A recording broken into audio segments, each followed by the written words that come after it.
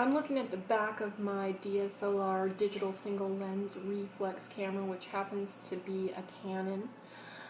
If you have Nikon or any other type, it's probably going to look similar, but the dials might be located in a slightly different location. But you're looking for something called the menu button, and when you press the menu button, it toggles between my camera settings and actual choices and settings that I can set my camera up.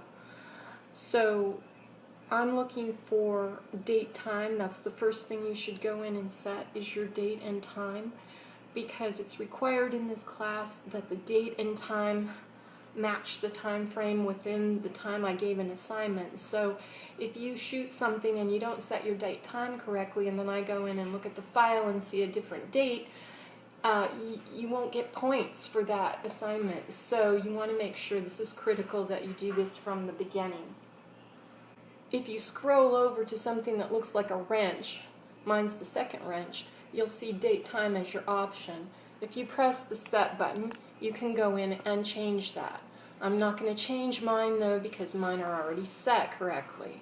So if I toggle back to the menu button, the next thing you should do is go over and select a file format. If you notice, I went over to the little camera and there's something called quality. If I press my set button, it shows me two different options, RAW and JPEG.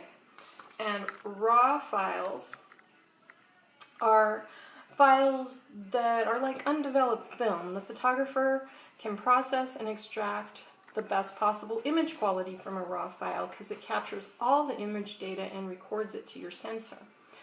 A JPEG file is a lossy format, meaning it creates smaller file sizes by simply eliminating some of the data, so the files are compressed. If you shoot in RAW for Clash, you're going to have to convert it to a JPEG. And the reason being is that it takes a longer time to download, and I would have to convert it on my end. So you can shoot in RAW, but just know that you need to convert it to a JPEG. Now, you can see at the top here I have two dials that change this, and as I scroll through the RAW, it tells me the actual file size that RAW file is, because there's several options in RAW. The minus means that it's not set to RAW, it turns it off. My bottom dial here allows me to choose different JPEG options, and then once you have that set, then you're good to go. Oh, the other thing I wanted to say is how to format the card. So if you go over to the first wrench, it's usually under a wrench, there's a format option. And when I press my set button, well, this card's already been formatted, but it warns you, formatting your card will make all the data